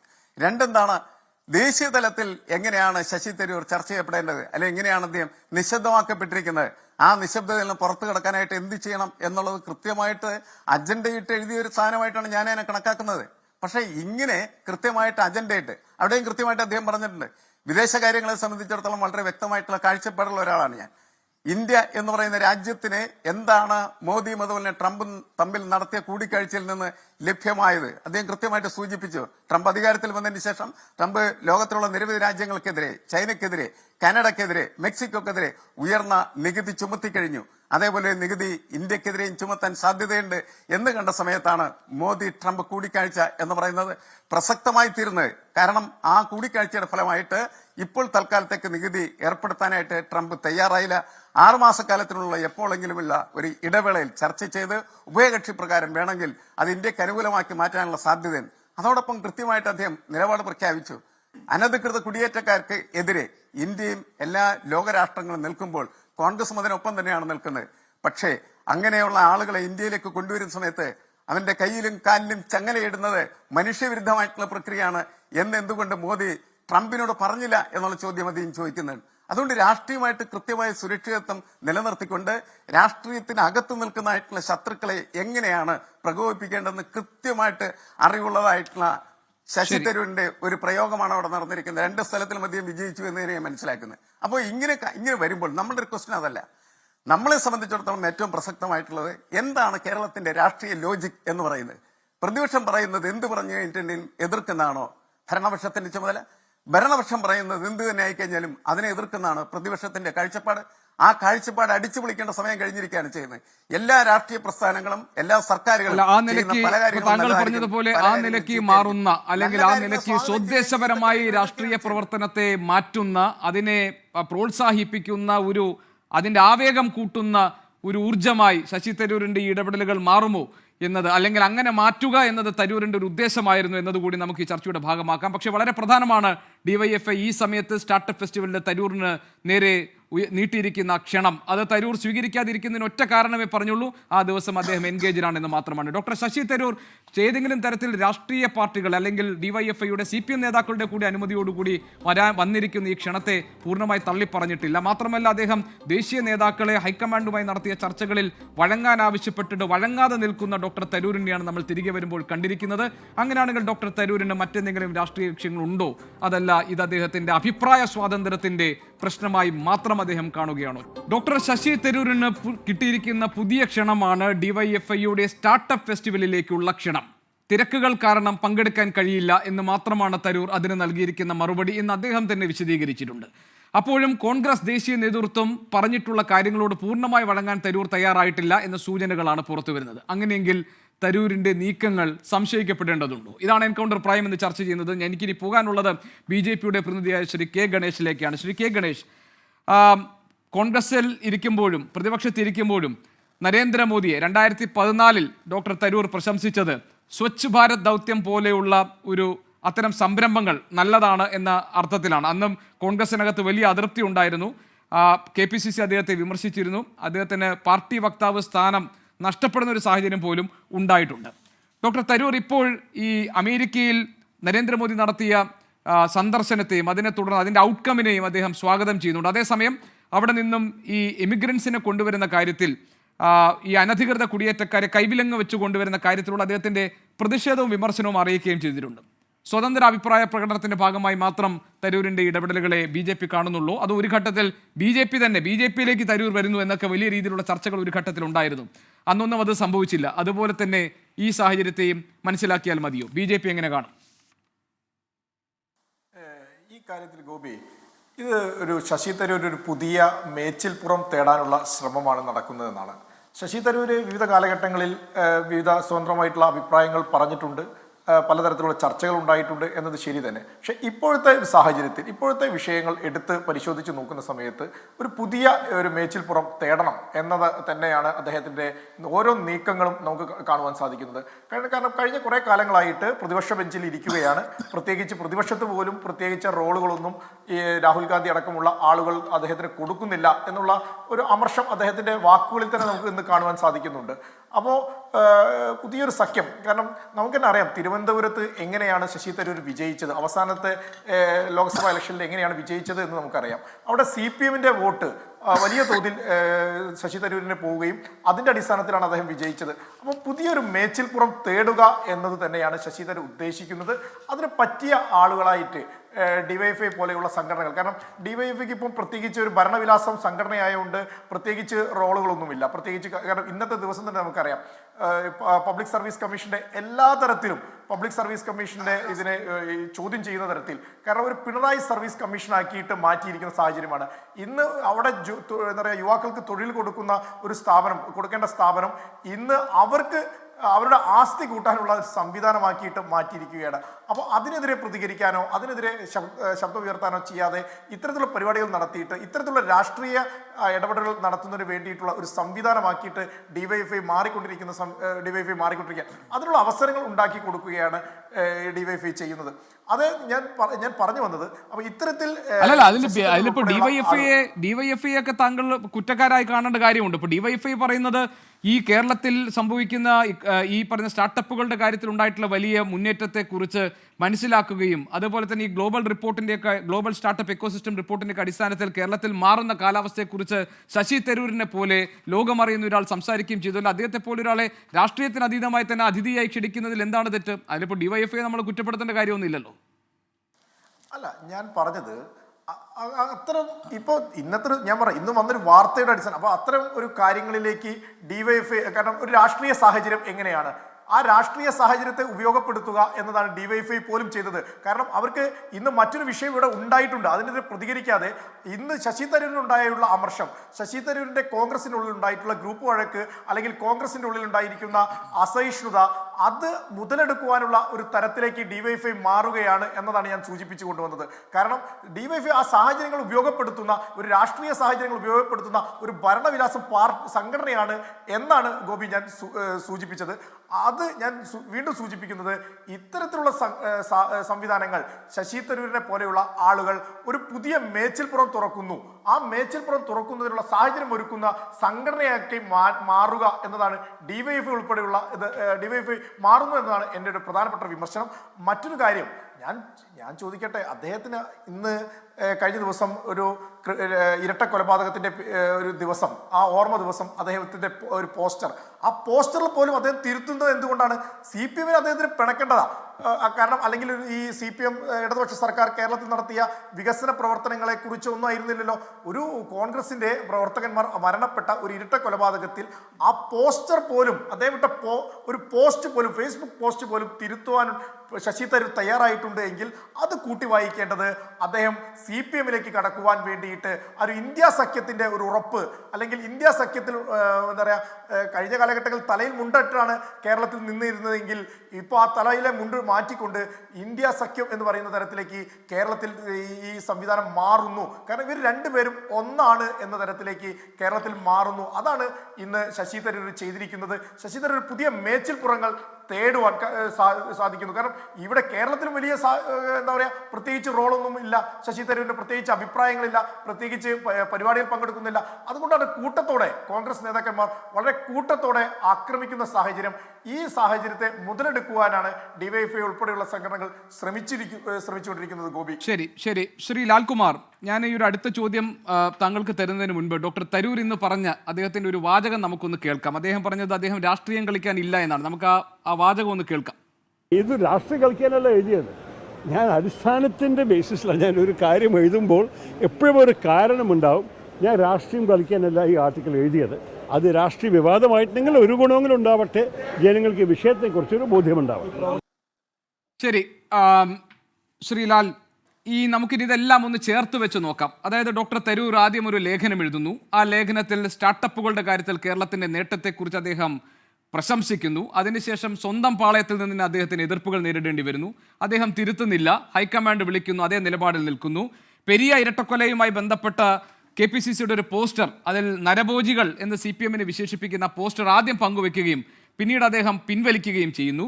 ഇപ്പോൾ DYFIയുടെ സ്റ്റാർട്ടപ്പ് ഫെസ്റ്റിവലിലേക്ക് അദ്ദേഹത്തെ ക്ഷണിച്ചപ്പോൾ ക്ഷണം നിരസിക്കുകയല്ല, വരാനുള്ള അസൗകര്യം അറിയിക്കുക മാത്രമാണ് ഡോക്ടർ തരൂർ ചെയ്തിരിക്കുന്നത്. ഇപ്പോൾ അദ്ദേഹം പറയുന്നു, ഞാൻ രാഷ്ട്രീയം കളിക്കുന്നില്ല, കേരളത്തിലെ വികസനവുമായി ബന്ധപ്പെട്ട കാര്യങ്ങളിൽ ഒരു റിപ്പോർട്ടിൻ്റെ അടിസ്ഥാനത്തിൽ, വസ്തുതകളുടെ അടിസ്ഥാനത്തിൽ ഞാൻ ചില കാര്യങ്ങൾ പറയുകയാണ് എന്നാണ്. അങ്ങനെയാണെങ്കിൽ പിന്നെ ഈ വിഷയം കേരളത്തിൽ ഒരു വലിയ രാഷ്ട്രീയ വിവാദമായി മാറ്റിയതിന് പിന്നിൽ ആരാണ് രാഷ്ട്രീയം കളിച്ചത്? DYFI ഒരു അവസരത്തെ മുതലെടുക്കാൻ ശ്രമിക്കുകയാണ്. കാരണം AK ബാലനൊക്കെ പറഞ്ഞത് 4 തവണ വിജയിച്ച വിശ്വപൗരനായിട്ടുള്ള വിപ്ലവകാരി എന്നാണ് തരൂരിനെ വിശേഷിപ്പിച്ചത്. അങ്ങനെയാണെങ്കിൽ ആരാണ് ഇവിടെ രാഷ്ട്രീയം കളിക്കുന്നത്? അല്ല, നോക്കൂ, ഇങ്ങനെയുള്ള ഡെവലപ്മെൻറ്റ്സ് ഉണ്ടാകില്ലല്ലോ. VD സതീശനും KPCC അധ്യക്ഷനും രമേശ് ചെന്നിത്തലയും ഒന്നും വാർത്താ സമ്മേളനം നടത്താതിരുന്നുവെങ്കിൽ ഇത് യഥാർത്ഥത്തിൽ കത്തിച്ചു നിർത്തിയത് MM ഹസനും അല്ലെങ്കിൽ ഈ ഗ്രൂപ്പിലുള്ള ആൾക്കാരാണ്. ഇവരിതുമായി ബന്ധപ്പെട്ട് ഇതൊരു ഹാംലെസ് ആയിട്ടുള്ള ഒരു ആർട്ടിക്കിളാണ്. അത് ഇന്നിപ്പം നൗഷാദ് അലി പറഞ്ഞില്ലേ, അദ്ദേഹത്തിനെ എടുക്കേണ്ടത് സാധാരണ ഒരു കോൺഗ്രസ്സുകാരനോ KC വേണുഗോപാലിനെ പോലെ അല്ല എന്ന് അദ്ദേഹം ഇന്ന് പറഞ്ഞില്ലേ. അതേ പൊസിഷൻ ഇന്നലെ എടുത്തുകൂടായിരുന്നോ? ഇന്നലെ ഇവിടുത്തെ പല ചർച്ചകളിലും കോൺഗ്രസിൻ്റെ ആൾക്കാർ വന്ന് പറഞ്ഞത് തരൂറിന് പൊസിഷൻ മാറ്റേണ്ടി വരും, അല്ലെങ്കിൽ ഇതിനകത്ത് ഇങ്ങനെ തുടരാൻ പറ്റില്ല എന്ന് പറഞ്ഞ ആൾക്കാരുണ്ട്. അപ്പോൾ ഇങ്ങനെയുള്ള സ്റ്റേറ്റ്മെൻറ്റ് ഇന്നലെ ഇവരല്ലേ പറഞ്ഞത്? DYFI അല്ലല്ലോ പറഞ്ഞത്. ഇങ്ങനെയുള്ള സ്റ്റേറ്റ്മെൻറ്റ് ഇവരോട് പറയാൻ DYFI ആവശ്യപ്പെട്ടിട്ടാണോ പറഞ്ഞത്? അങ്ങനെ പറയാൻ പറ്റുമോ? അതൊക്കെ പറയുന്നതിന് ചുമ്മാ നോൺസെൻസ് മാത്രമേ പറയാൻ പറ്റൂ. ഞാൻ നോക്കൂ, ഇവിടെ ഗണേശ് പറഞ്ഞതുമായി ബന്ധപ്പെട്ട ഒരു കാര്യം പരാമർശിക്കണമെന്ന് എനിക്ക് ആഗ്രഹം. അദ്ദേഹം DYFIയിൽ അല്ലെങ്കിൽ CPIMുമായിട്ട് യോജിക്കുമോ അല്ലെങ്കിൽ അങ്ങനെയുള്ള കാര്യം, അദ്ദേഹം ലെഫ്റ്റ് പൊളിറ്റിക്സുമായിട്ട് ചേരുന്നതെങ്കിൽ ഞാൻ അതിനെ തീർച്ചയായിട്ടും വെൽക്കം ചെയ്യും.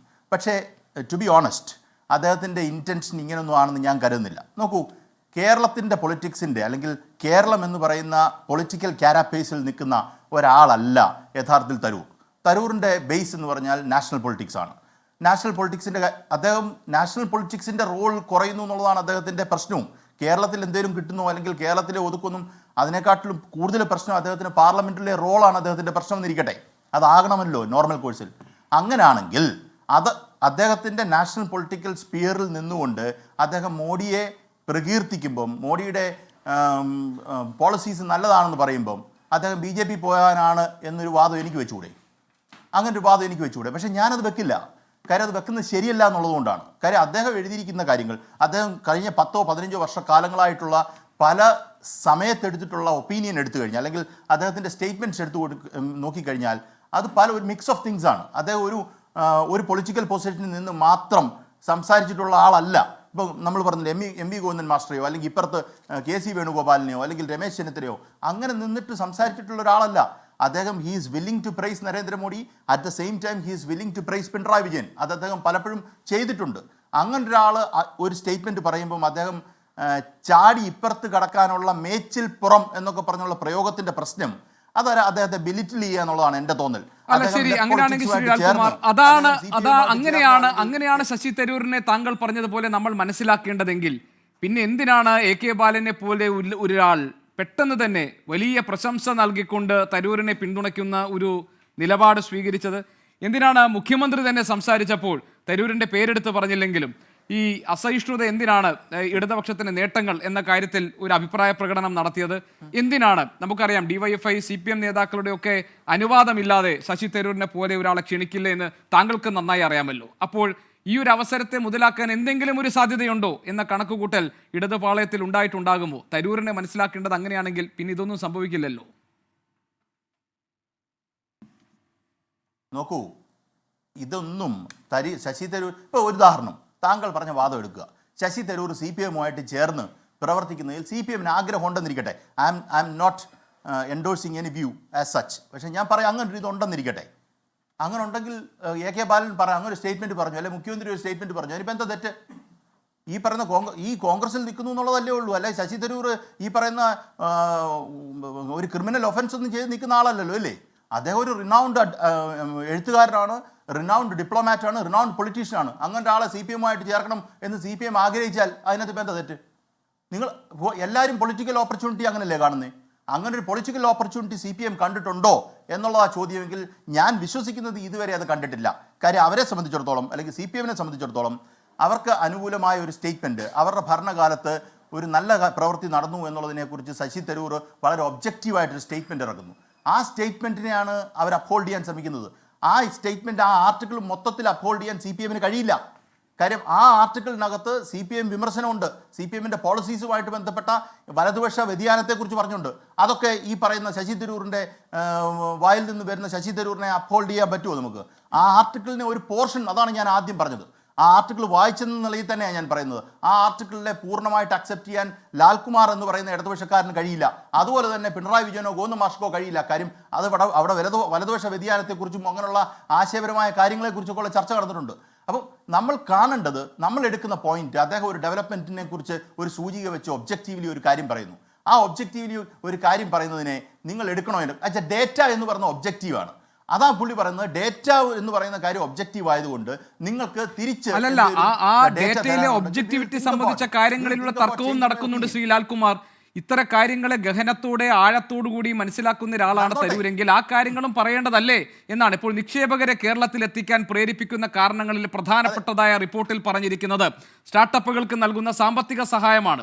പക്ഷേ ബജറ്റിൽ വകയിരുത്തിയ, സർക്കാർ വകയിരുത്തിയ തുകയുടെ 50% ഈ പറയുന്ന ഈ പ്ലാൻ കട്ടിങ്ങിന്റെ ഭാഗമായി, കോസ്റ്റ് കട്ടിങ്ങിന്റെ ഭാഗമായി സംഭവിച്ചിട്ടുണ്ട്.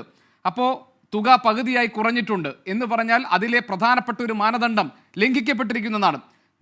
That also forms a part of the facts. അത് പറഞ്ഞിട്ടില്ലല്ലോ doctor Tharoor. He has explained, he has given one part of the fact. അതാണ് പ്രോബ്ലം. നിങ്ങൾ എന്നോട് ഇത് ചോദിക്കുന്നതിന് പകരം ഈ പറയുന്ന കാര്യം രമേശ് ചെന്നിത്തലയ്ക്കോ VD സതീശനോ ഒരു പാർട്ടേ നിങ്ങൾ പറഞ്ഞിട്ടുള്ളൂ എന്ന് ഈ പറയുന്ന ഫോൺ എടുത്ത് ശശി തരൂരിനോടൊന്ന് പറഞ്ഞുകൂടെ? എന്നോട് തന്നെ ഇതൊക്കെ പറയുന്നേ? ഞാനാരാ? എന്നെ സംബന്ധിച്ചിടത്തോളം ശശി തരൂർ ഇപ്പൊ പറഞ്ഞാലും പറഞ്ഞില്ല എന്നാ ഞാൻ പറഞ്ഞത് വളരെ കറക്റ്റ് അല്ലേ? നിങ്ങൾക്ക് നിങ്ങളുടെ ഉള്ളിനകത്തുള്ള, നിങ്ങൾക്ക് പാർട്ടിക്കകത്ത് നിൽക്കുന്ന 3 പേര് തമ്മിൽ നിങ്ങൾക്കൊരു കോർഡിനേഷൻ ഇല്ലാതെ ഇതാണ് ഞങ്ങളുടെ കാര്യങ്ങൾ എന്ന് മാധ്യമങ്ങളോട് അല്ലാതെ എനിക്ക് അവിടെ തെറ്റുപറ്റിയെന്ന് ശശി തരൂരിനെ കൊണ്ട് എന്നെ പറയിപ്പിക്കാൻ പറ്റുന്നുണ്ടോ? ഇല്ലല്ലോ. പിന്നെ നിങ്ങൾ എന്നോട് ചോദിക്കുക ശശി തരൂരിന് ഇങ്ങനെ പറ്റിയിട്ടുണ്ടോ അങ്ങനെ പറ്റിയിട്ടുണ്ടോ എന്ന്. There could be number of factors. അതല്ലേ പറഞ്ഞത്, അദ്ദേഹം എടുത്തിട്ടുള്ള പൊസിഷൻ ഉണ്ടാവും. ഞാൻ പറഞ്ഞു വരുന്ന പോയിന്റ് ഇത്രേ ഉള്ളൂ. ഈ ഡേറ്റയുമായി ബന്ധപ്പെട്ട്, ഡേറ്റയുടെ ഒബ്ജക്റ്റിവിറ്റിയുമായി ബന്ധപ്പെട്ട് നിങ്ങൾക്ക് എന്തെങ്കിലും എതിർപ്പുണ്ടോ? ഞാനതിനെ ഒബ്ജക്റ്റീവ് ഡേറ്റയായിട്ട് തന്നെയാണ് കണക്കാക്കുന്നത്. ബിക്കോസ് അത് ചെയ്തിരിക്കുന്നതും 1.4 മില്യൺ കമ്പനീസുമായി ബന്ധപ്പെട്ട പഠനം നടത്തിയിട്ടാണ് ആ ഡേറ്റ എടുത്തിരിക്കുന്നത്. അത്രയും റിഗ്രസ് ആയിട്ടുള്ള ഒരു എക്സസൈസ് അവിടെ നടന്നിട്ടുണ്ട്. അതിന് മേലുള്ള KPCC നടത്തിയിട്ടുണ്ടോ എന്ന് എനിക്കറിയില്ല. പക്ഷേ അങ്ങനെ KPCC നടത്തിയിട്ടുണ്ടെങ്കിൽ, KPCCക്ക് അങ്ങനെ ഒരു സ്റ്റേറ്റ്മെൻറ്റ് പറയാനുണ്ടെങ്കിൽ ഈ പറയുന്ന മീഡിയയിൽ കൂടെ ഗോപികൃഷ്ണനോട് പറയാതെ ഈ പറയുന്ന ശശി തരൂരിനോട് തന്നെ പറഞ്ഞാൽ മതിയല്ലോ. രാഹുൽ ഗാന്ധിക്ക് തന്നെ നേരിട്ട് പറഞ്ഞാൽ മതിയല്ലോ. രാഹുൽ ഗാന്ധി പറഞ്ഞിട്ടും ഈ പറയുന്ന VD സതീശൻ പറഞ്ഞിട്ടും ഇത് കേൾക്കാത്ത ശശി തരൂർ നിൽക്കുന്നുണ്ടെങ്കിൽ അദ്ദേഹത്തിന് കൺവിൻസിംഗ് ആയിട്ടുള്ള ഒരു ഫാക്ട് ഇവർക്ക് മുന്നിൽ വെക്കാൻ പറ്റിയിട്ടില്ലെന്നല്ലേ എൻ്റെ അർത്ഥം. ശരി, അങ്ങനെയാണെങ്കിൽ പിന്നെ ആ കാര്യമാണ് താങ്കൾ പറഞ്ഞതുപോലെ പിന്നെ ചർച്ചയാകേണ്ടത്. ശ്രീ നൗഷാദ് അലി പറഞ്ഞോളൂ. ശ്രീ ലാൽകുമാർ പറയൂ. അല്ല, ഞാൻ പറഞ്ഞ നിങ്ങൾ ആ ബേർഡൻ ഓഫ് പ്രൂഫ് ഉണ്ടല്ലോ, ആ ബേർഡൻ ഓഫ് പ്രൂഫ് ഇങ്ങോട്ട് ഷിഫ്റ്റ് ചെയ്ത് തരുന്നതിന് ഒരു ലോജിക്കും ഇല്ല. കാര്യം നമ്മൾ എഴുതിയ ആർട്ടിക്കിൾ അല്ല.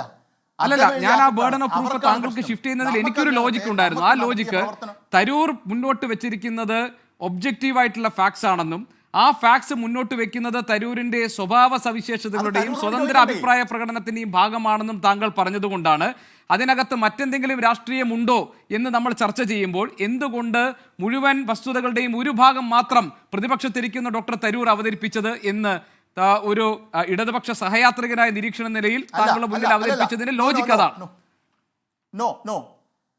അല്ല, പ്രശ്നമുണ്ട്. ഞാൻ പറഞ്ഞുതരാം. അവിടെ അതാണ് ഞാൻ അദ്ദേഹത്തിന്റെ പുസ്തകത്തിലേക്ക് പോയത്.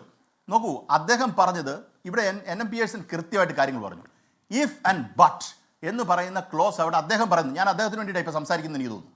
ഇഫ് എന്ന് പറഞ്ഞ കാര്യം ഉണ്ടെങ്കിൽ എന്ന് പറഞ്ഞിട്ട് ഇല്ലെങ്കിൽ നിങ്ങൾ അദ്ദേഹത്തെ വിളിച്ച് പറയുന്നത് ഇല്ലെന്ന് അദ്ദേഹം എഴുതിയിരിക്കുന്ന ആർട്ടിക്കിളാണ് പറയുന്നതെങ്കിൽ അദ്ദേഹം ഒബ്ജക്റ്റീവ്ലി ആണ് എഴുതിയിരിക്കുന്നത്. ചോദ്യത്തിൽ അദ്ദേഹം ഒബ്ജക്റ്റീവ്ലി ആണ് എഴുതിയിരിക്കുന്നത്. കാര്യം അദ്ദേഹം ഇഫ് ക്ലോസ് അവിടെ ആഡ് ചെയ്തിട്ടുണ്ട്. നിങ്ങൾ ആർട്ടിക്കിൾ വായിച്ചാൽ മനസ്സിലാവും. If and but is there, both are there. ഇല്ല, അങ്ങനെ പറഞ്ഞിരിക്കുന്നിടത്ത് പിന്നെ എന്താ പറയുന്നത്? ഇന്നും അദ്ദേഹത്തിൻ്റെ നിങ്ങളുടെ വാർത്താ സമ്മേളനം ഞാൻ കേട്ടതാണ്. 24-ൽ കൂടെ അദ്ദേഹം പറയുന്നത് കേട്ടതാണ്.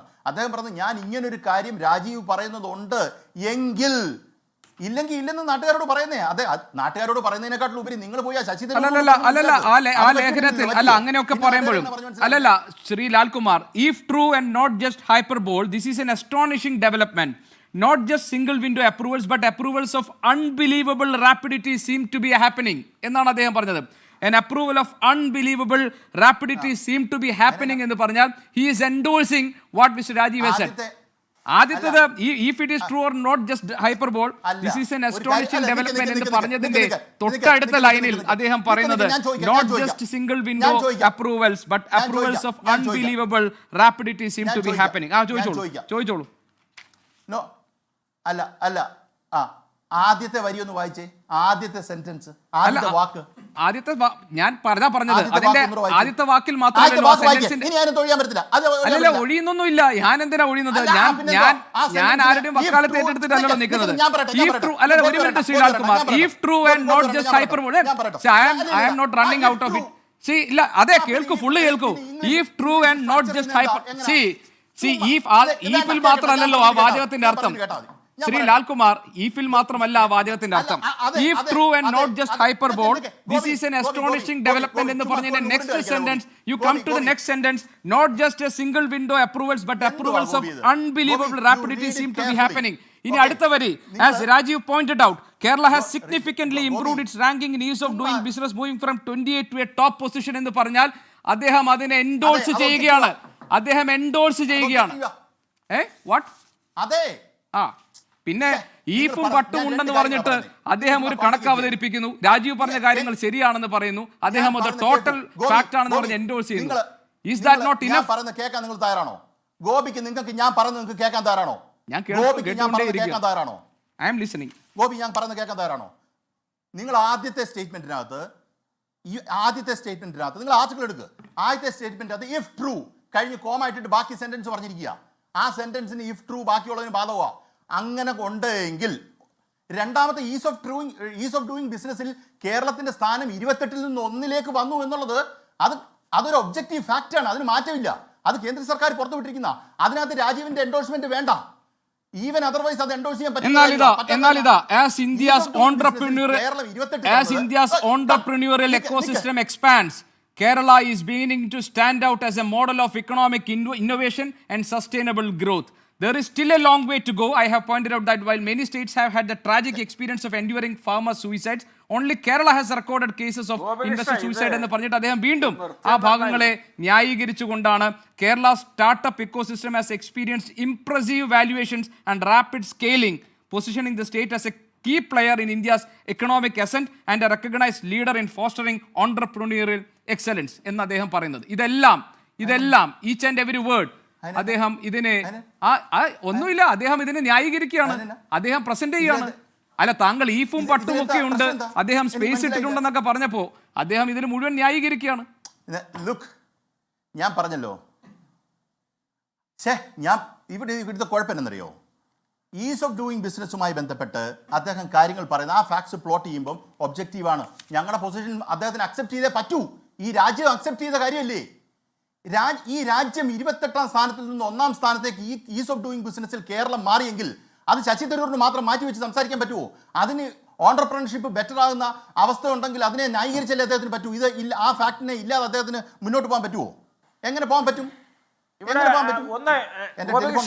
ശരി, ഞാൻ ഇനി ശ്രീ നൗഷാദ് അലിയിലേക്ക് പഠിച്ചു. നൗഷാദ് അലി, താങ്കളിലേക്ക് വരുന്നതിന് മുമ്പ് ഒറ്റ നിമിഷം ഡോക്ടർ തരൂർ പറഞ്ഞ, അതായത് അദ്ദേഹത്തിനെതിരെ ഒന്നാകെ കേരളത്തിലെ കോൺഗ്രസ് നേതാക്കൾ നീങ്ങിയതിനെ കുറിച്ച് അദ്ദേഹം ഇന്ന് പറഞ്ഞൊരു കാര്യമുണ്ട്. അതൊന്ന് തൽക്കാലം നമുക്ക് ജസ്റ്റ് ഒന്ന് കേൾക്കാൻ വേണ്ടി ഞാൻ താങ്കളിലേക്ക് വരാം. സന്തോഷമുണ്ട്.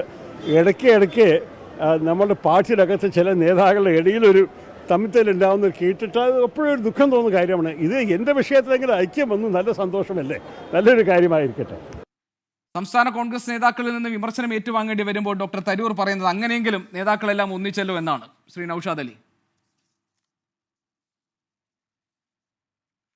അല്ല, എല്ലാ നേതാക്കളും ഒന്നിക്കും, ശശി തരൂർ ഒന്നിക്കും, അതിനൊക്കെ സമയമാകുമ്പോൾ അതൊക്കെ സംഭവിക്കും. ഇതേതായാലും ഹൈക്കമാൻഡിന്റെ ചർച്ച കഴിഞ്ഞിട്ടാണല്ലോ ശശി തരൂർ ഇരിക്കുന്നത്. അതുകൊണ്ട് നിങ്ങൾ ഇനി അതിനകത്ത് ഇങ്ങനെ ചകഞ്ഞിട്ട് ഇവിടെ പഴുതി എന്ന് നോക്കണ്ട. ഞാൻ ഒറ്റ കാര്യം നിങ്ങളോട് സൂചിപ്പിക്കാൻ ആഗ്രഹിക്കുന്നത്, ഇപ്പം ഈ ശശി തരൂർ ഇവിടെ CPM-ലേക്ക് പോകുന്നതിനെ കുറിച്ചും വരുന്നതിനെ കുറിച്ചും പുകഴ്ത്തുന്നതിനെ കുറിച്ചൊക്കെ നമ്മൾ പറഞ്ഞല്ലോ. CPM-ലുള്ള ഒരു ശശി തരൂരിന് ഇങ്ങനൊരു ലേഖനം പോയിട്ട് ഒരു നോട്ടത്തിലെങ്കിലും ആ പാർട്ടി ലൈനിന് പുറത്തേക്ക് നോക്കാൻ പറ്റുമോ? ഈ കോൺഗ്രസിൽ ശശി തരൂർ എന്തൊക്കെ കാര്യത്തിൽ വ്യത്യസ്തങ്ങളായ നിലപാടെടുത്തു, അത്തരം നിലപാടുകൾക്ക് കൂടി ഇടമുണ്ട് എന്നുള്ളതാണല്ലോ ശശി തരൂർ വീണ്ടും കോൺഗ്രസിൽ തന്നെ നിന്ന് മുന്നോട്ട് പോകുന്നു, ശശി തരൂരിനെ കോൺഗ്രസിന്റെ ദേശീയ നേതൃത്വം കൂടിക്കാഴ്ചക്ക് ക്ഷണിക്കുന്നു എന്നൊക്കെ പറയുമ്പോൾ നമ്മൾ അർത്ഥമാക്കേണ്ടത് അദ്ദേഹം ഇതിനകത്ത് നിന്നുകൊണ്ട് ആ സ്പേസ് പ്രയോജനപ്പെടുത്തി പോകുന്നു എന്ന് കരുതിയാൽ മതി. പക്ഷേ ശശി തരൂർ ഏതായാലും ഈ വാസ്തവങ്ങളൊക്കെ തിരിച്ചറിഞ്ഞ സ്ഥിതിക്ക് അദ്ദേഹം തിരുത്തുമെന്ന് തന്നെയാണ് എൻ്റെ ഒരു പ്രതീക്ഷ. കാരണം ഇവിടെ ഇപ്പോൾ നിങ്ങൾ ഈ സ്റ്റാർട്ടപ്പിൻ്റെ കണക്കൊക്കെ പറഞ്ഞത്, ഇവിടെ ഈസ് ഓഫ് ഡൂയിങ് ബിസിനസിൻ്റെ കണക്കൊക്കെ പറഞ്ഞത്, ഇതൊക്കെ വ്യർത്ഥവും ഇതൊക്കെ പിന്നെ പ്രോപ്പറല്ല എന്ന് ഉത്തരവാദിത്തപ്പെട്ട ആളുകൾ വിശദീകരിച്ച കണക്കുകളാണ്. ഇതൊരു മോദി ഭരണകൂടത്തെ പദാനുപദം അനുകരിക്കുന്ന പിണറായി വിജയൻ്റെ സർക്കാരിൻ്റെ വിവിധങ്ങളായ അഭ്യാസങ്ങളാണ്. കാരണം അവിടെ 800 ഗ്രാം ഉണ്ടെങ്കിൽ 1 കിലോ ആയിട്ടും 750 മീറ്ററിന് 1 കിലോമീറ്റർ ആയിട്ടൊക്കെ ബെഞ്ച് മാർക്കുകൾ തന്നെ GDP അളക്കാനും പോവർട്ടി അളക്കാനൊക്കെ മാറ്റി സ്ഥാപിച്ച ഒരു പരിസ്ഥിതിയിലൂടെ രാജ്യം പോവുകയാണ്. അതിനെയൊക്കെ CPM-ഉം കോൺഗ്രസും ഒക്കെ ഒരുമിച്ചാണ് എതിർക്കാറ്. ഇപ്പോൾ അവരുടെ അതേ ബെഞ്ച് മാർക്ക് ഉപയോഗിച്ച് കേരളത്തിൽ ഈ കാപട്യം CPM വിളമ്പാൻ നോക്കുമ്പോൾ ശശി തരൂരിനെ പോലെ നിഷ്കളങ്കനായ ഒരു രാഷ്ട്രീയക്കാരൻ കാപട്യങ്ങളും പിന്നെ ചതുര വടിവുകളും മലരികളും ചുഴികളും ഒന്നും കൃത്യമായിട്ട് പ്രായോഗികമായി മനസ്സിലാകാത്ത ഒരാളെ സംബന്ധിച്ചിടത്തോളം അദ്ദേഹം ആ ഡാറ്റയെ പ്രതിനിധീകരിച്ചിട്ടുണ്ടാവും. പക്ഷെ കേരളത്തെ സംബന്ധിച്ചിടത്തോളം ഇതിന്റെ പശ്ചാത്തലവും ചരിത്രമൊക്കെ മനസ്സിലാവുമ്പോൾ ശശി തരൂർ തിരുത്തും. ശരി ശ്രീ നൌഷാദ് അലി, അത് പറയുമ്പോൾ ശ്രീ ലാൽകുമാർ അത് കേട്ട് അവിടെ ചിരിക്കുന്നുണ്ട്. ശ്രീ നൌഷാദ് അലി, അത് പറയുമ്പോൾ കേന്ദ്ര സ്റ്റാറ്റിസ്റ്റിക്കൽ മന്ത്രാലയത്തിന്റെ കണക്കുകൾ പ്രകാരം ഈ ഒക്ടോബർ-ഡിസംബർ കാലയളവിൽ കേരളത്തിന്റെ നഗരമേഖലകളിലെ തൊഴിലില്ലായ്മ നിരക്കിൽ കാര്യമായ കുറവ് സംഭവിച്ചിട്ടുണ്ട് എന്ന ഒരു ഡേറ്റ കൂടി വന്നിട്ടുണ്ട്. എന്ന് പറഞ്ഞാൽ ഈ അർബൻ പോപ്പുലേഷനിൽ യുവാക്കളുടെ തൊഴിലില്ലായ്മ നിരക്ക് കുറഞ്ഞിട്ടുണ്ട് എന്ന് വെച്ചാൽ വിച്ച് റെസിപ്രോക്കേറ്റ്സ് ടു ഏതിനോട് ശശി തരൂർ അവതരിപ്പിച്ച സ്റ്റാർട്ടപ്പുകൾ വർദ്ധിച്ചു വരുന്നു എന്നതിനോട് ചേർന്ന് നിൽക്കുന്ന ഒരു കണക്കാണ് തൊഴിലില്ലായ്മ നിരക്കിന്റെ കാര്യത്തിൽ വന്നിരിക്കുന്നത്. തിരുത്തുണ്ടോ? ഞാനൊന്ന് പറയാം ഗോപികൃഷ്ണ, നിങ്ങള് ഇവിടെ BJP-ക്കാർ 2014 ശേഷമാണ് ഇന്ത്യ ഉണ്ടായത് എന്ന് വിചാരിക്കും പോലെ പിണറായി ഭക്തന്മാർ 2016 ശേഷമാണ് കേരളം ഉണ്ടായത്. കേരളത്തിന്റെ എല്ലാ വളർച്ചയും 2016 ശേഷം അവരുടെ ദൈവം അധികാരത്തിൽ കയറിയതിനു ശേഷമാണെന്നാണ് അവർ വിശ്വസിക്കുന്നത്. ഈ സംസ്ഥാനം ഈ രാജ്യത്തിന്റെ പല മേഖലകളിലും ശ്രദ്ധേയമായ 1-ാം സ്ഥാനം ഏതോ കാലത്ത് കൈവരിച്ച് മുന്നോട്ട് വരുന്നതാണ്. അതിന് പാശ്ചാത്യ ചില പിന്നെ പടിഞ്ഞാറൻ വികസിത രാജ്യങ്ങളുമായിട്ടാണ് പല മേഖലകളിലും സാമ്യം. അതൊക്കെ 2016 ശേഷം ഉണ്ടായതാണോ? ഇതിന്റെ ഭാഗമായിട്ട് ഈ സംസ്ഥാനം മുമ്പോട്ട് തന്നെയാണ് പോകുന്നത്. അതൊന്നും പിണറായി വിജയന്റെ മാത്രം നേട്ടമാകുന്നത് എങ്ങനെ? എൻകൗണ്ടർ പ്രൈം തുടരുന്നു. ശ്രീ NM പിയേഴ്സൺ, ഈ വിവാദങ്ങൾ ഏതെങ്കിലും നിലയ്ക്ക് ശശി തരൂരിന് ഗുണം ചെയ്യുമോ?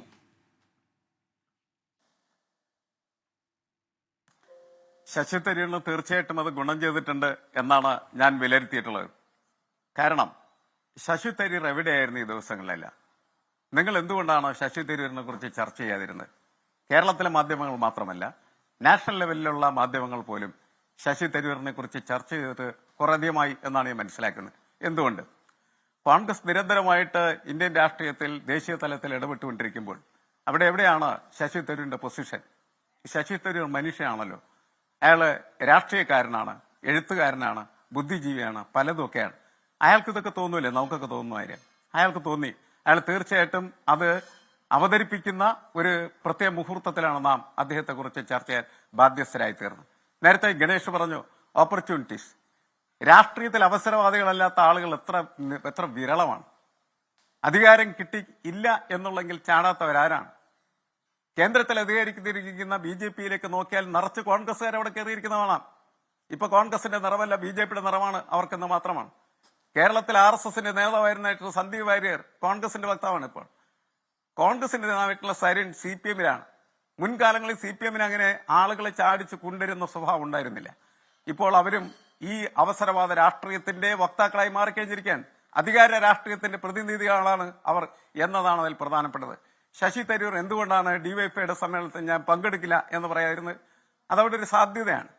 കേരളത്തിലെ കോൺഗ്രസുകാരെ നിശബ്ദരാക്കാൻ വേണ്ടിയിട്ട് തന്നെയാണ്. നീ എനിക്കെതിരെ ഇനി കുതിര കയറാൻ വന്നു കഴിഞ്ഞാൽ ഞാൻ ചെയ്യും ഇതൊക്കെ എന്നവനെ ബോധ്യപ്പെടുത്താൻ വേണ്ടിയിട്ട് മാത്രമാണ് അങ്ങനെ ഒരു സ്റ്റാൻഡ് അദ്ദേഹം എടുത്തത്. എന്തിനാ അദ്ദേഹം പെരിയ കൊലക്കേസിലെ ആ വാർത്തയുണ്ടല്ലോ അത് മാറ്റി കളഞ്ഞത്, അല്ലെങ്കിൽ അത് പിൻവലിച്ച് എന്തിനാണ്? ഇതിനാണ് ഈ സാധ്യത എന്റെ അടുത്തുനിന്ന് കോൺഗ്രസുകാരെ ബോധ്യപ്പെടുത്താൻ വേണ്ടിയിട്ടാണ്. അവനെയാണ് ഭീഷണിപ്പെടുത്തുന്നത്. സതീശനും കൂട്ടരുമൊക്കെ ഈ പാർട്ടി സെമി കേഡർ പാർട്ടിയായി എന്ന് പറയുന്നില്ലേ? Semi cadre party, cadre party എന്നൊക്കെ പറഞ്ഞ സ്വേച്ഛാധിപത്യ പാർട്ടികളാണ്. പാർട്ടി പറയുന്ന അഭിപ്രായത്തിന് വ്യത്യസ്തമായിട്ടുള്ള അഭിപ്രായം പറയുന്ന ഒറ്റയാളെയും പാർട്ടിക്കകത്ത് തിരിക്കാതിരിക്കുന്നതായിട്ടുള്ള പാർട്ടിയാണ്. BJP അങ്ങനത്തെ പാർട്ടിയാണ്, CPM അങ്ങനത്തെ പാർട്ടിയാണ്. കോൺഗ്രസും അങ്ങനെ ആയാൽ മാത്രമേ അധികാരം കിട്ടുള്ളൂ എന്നാണ് ഇവന്മാരെല്ലാം വിശ്വസിച്ചുകൊണ്ടിരിക്കുന്നത്. അതാണ് പ്രശ്നം. കേരളത്തിലെ മുഴുവൻ ആളുകളും പിണറായി വെറുത്തുകൊണ്ടിരിക്കുമ്പോൾ കോൺഗ്രസിൽ പല നേതാക്കളും പിണറായിയായി മാറാൻ ആഗ്രഹിച്ചുകൊണ്ടിരിക്കുകയാണ്. ഇതാണ് അതിന്റെ പൊളിറ്റിക്സ് എന്ന് പറയുന്ന സാധനം. ഈ പൊളിറ്റിക്സ് ചർച്ച ചെയ്യാനായിട്ടുള്ള ഒരു ധൈര്യം ഇവന്മാർക്കൊന്നുമില്ല. കാരണം എന്താണ്? ഇവരൊക്കെ അധികാരത്തിന് വേണ്ടി ആർത്തി പൂണ്ട് നടക്കുന്ന വ്യക്തികളായി മാറിക്കഴിഞ്ഞിരിക്കുകയാണ് ചെയ്യുന്നത്. ആദർശ രാഷ്ട്രീയം എവിടെയാണ് കേരളത്തിൽ ചർച്ച ചെയ്യുന്നത്? ഇന്ത്യയിൽ എവിടെയാണ് ചർച്ച ചെയ്യുന്നത്? അപ്പൊ സ്വാഭാവികമായിട്ടും ഈ അധികാര രാഷ്ട്രീയത്തിന്റെ എല്ലാവിധമായിട്ടുള്ള അഴിമതിയും അതേപോലെ ചീഞ്ഞളിഞ്ഞായിട്ടുള്ള അവസ്ഥയും ഇത്തരം എല്ലാ പ്രവർത്തനങ്ങൾക്കകത്തും ഉണ്ട് എന്നാണ് നമ്മൾ മനസ്സിലാക്കേണ്ടത്. ശശി തരൂരിന്റെ ഈ ഇടപെടൽ എന്ന് പറയുന്നത് വളരെ കൃത്യമായിട്ടുള്ള രാഷ്ട്രീയ നീക്കം തന്നെയായിട്ടാണ് ഞാൻ വിലയിരുത്തുന്നത്. അതിലധികം വിജയിച്ചു എന്ന് തന്നെയാണ് ഞാൻ മനസ്സിലാക്കുന്നത്. ശരി, ശ്രീ ഗണേഷ്. നേരത്തെ ഇവിടെ ശശി തരൂരിന്റെ എഴുത്ത്, വായന അതൊന്നും വിലയിരുത്താൻ പറ്റിയ ഒരാളൊന്നും അല്ല ഞാൻ. പക്ഷേ ശശി തരൂർ ഇപ്പം കളിച്ചുകൊണ്ടിരിക്കുന്നത് ഒരു തനി രാഷ്ട്രീയക്കാരൻ്റെ എന്താ പറയുക ചടുലതയോട് കൂടി. ഇവിടെ നേരത്തെ അരികും രാഷ്ട്രീയത്തിൻ്റെ അരികും ഇത് എന്താ പറയുക വക്കൊന്നും അറിയില്ല, ശശി തരൂരിന് അറിയില്ല എന്ന് ഇവിടുന്ന് നൗഷാദ് അലി പറയുന്നത് കേട്ടു. അദ്ദേഹത്തിന് എല്ലാ വക്കും അരികും ഒക്കെ അറിയാം. അതേ ഒരു എന്താ പറയുക ഒരു രണ്ട് വാതിലുകൾ, ഒരു പുതിയ പോർമുഖങ്ങൾ തുറന്നു വെച്ചിരിക്കുകയാണ്. അദ്ദേഹത്തിന് ദേശീയ രാഷ്ട്രീയത്തിൽ മാത്രമാണ് താല്പര്യമെങ്കിൽ അദ്ദേഹം കേരളത്തിലെ രാഷ്ട്രീയത്തിലേക്ക് ഒരു വാതിൽ തുറന്നു വെക്കില്ലല്ലോ. അപ്പോൾ അദ്ദേഹം രണ്ട് വാതിലുകളും തുറന്നു വെച്ചിട്ട് കേരളത്തിലും ദേശീയ തലത്തിലും നടത്തുന്ന ഒരു പോരാട്ടമാണ്. കാരണം നിങ്ങൾ ആലോചിച്ച് നോക്കൂ, ഇവിടെ ശശി തരൂരിന് ഇവിടെ നടക്കുന്ന കാര്യങ്ങൾ മനസ്സിലാവുന്നില്ലെന്നോ? ഇവിടെ രാഹുൽ ഗാന്ധി നിരന്തരം നരേന്ദ്രമോദി സർക്കാരിനെ വിമർശിച്ചുകൊണ്ട് പത്രസമ്മേളനം നടത്തുന്ന ഈ രാജ്യത്തിന്റെ പ്രതിപക്ഷ നേതാവാണ്. അദ്ദേഹം പറഞ്ഞിട്ട് അദ്ദേഹത്തിന് ഈ രാജ്യത്തെ കാര്യങ്ങൾ മനസ്സിലാവുന്നില്ല എന്ന് പറയുന്നു. അതേപോലെ തന്നെ ശശി തരൂരിന്റെ തിരുവനന്തപുരത്ത് നിന്നാണ് VD സതീശൻ മിക്കപ്പോഴും പത്രസമ്മേളനം നടത്തിയിട്ട് ഈ പിണറായി വിജയൻ സർക്കാരിനെ വിമർശിച്ചുകൊണ്ടിരിക്കുന്നത്. ആ വിമർശിച്ചുകൊണ്ടിരിക്കുന്ന കാര്യങ്ങൾ ശശി തരൂരിന് മനസ്സിലാവുന്നില്ല എങ്കിൽ, ഇവർക്ക് പരസ്പരം മനസ്സിലാവുന്നില്ല എങ്കിൽ, അത് ഞാൻ നേരത്തെ പറഞ്ഞ കാര്യം തന്നെയാണ്. ശശി തരൂരിന് അരികും വക്കും ഒക്കെ നന്നായിട്ട് അറിയാം. അദ്ദേഹം ഒരു പുതിയ മേച്ചിൽപ്പുറം തേടുന്നതിനുള്ള എല്ലാ അടവും നയങ്ങളും അദ്ദേഹം സ്വീകരിച്ചുകൊണ്ടിരിക്കുകയാണ്. അദ്ദേഹത്തിന് അറിയാം അദ്ദേഹത്തിന് എങ്ങനെയാണ് കഴിഞ്ഞ പ്രാവശ്യം തിരുവനന്തപുരത്ത് ജയിച്ചതെന്ന് അദ്ദേഹത്തിന് കൃത്യമായ ധാരണയുണ്ട്. അപ്പൊ അതുകൊണ്ട് പുതിയൊരു പോർമുഖം അദ്ദേഹം തുറന്നു വെച്ചിരിക്കുകയാണ്. കാരണം അദ്ദേഹത്തിന്റെ പ്രതിപക്ഷത്തിന്റെ ഹൈക്കമാൻഡിന്റെ ശരി ഗണേഷ്, ഹൈക്കമാൻഡിന്റെ വരുതിയിൽ നിൽക്കുന്നില്ല എന്ന് മാത്രമല്ല, ഡേറ്റ കാണിച്ചാൽ തിരുത്താൻ തയ്യാറാണെന്നൊരു വെല്ലുവിളി കൂടി ശശി തരൂർ മുന്നോട്ട് വെച്ചുകൊണ്ടാണ് വിവാദ വിഷയങ്ങളോടുള്ള ഏറ്റവും പുതിയ പ്രതികരണവും വന്നിരിക്കുന്നത്. ഡിവൈഎഫ്ഐയുടെ ക്ഷണത്തെ നിരസിക്കുകയല്ല, പോകാൻ കഴിയാത്ത തന്റെ അസൗകര്യത്തെക്കുറിച്ച് മാത്രമാണ് ഡോക്ടർ തരൂർ പറഞ്ഞിരിക്കുന്നത്. അങ്ങനെയാണെങ്കിൽ ഡോക്ടർ തരൂരിന്റെ പ്രതികരണങ്ങൾക്കും നീക്കങ്ങൾക്കുമൊക്കെ ഒരു രാഷ്ട്രീയ സ്വഭാവം കൈവരാനുള്ള സാധ്യതകളെ തള്ളിക്കളയാൻ കഴിയില്ല എന്ന് ഈ ചർച്ച നമ്മളെ ഓർമ്മപ്പെടുത്തുന്നുണ്ട്. ഈ ചർച്ചയിൽ പങ്കെടുത്ത എല്ലാ അതിഥികൾക്കും നന്ദി. എൻകൗണ്ടർ പ്രൈം ഇന്നിവിടെ പൂർത്തിയാകുന്നു. മറ്റൊരു വിഷയവുമായി നാളെ ഇതേ സമയം. Good night.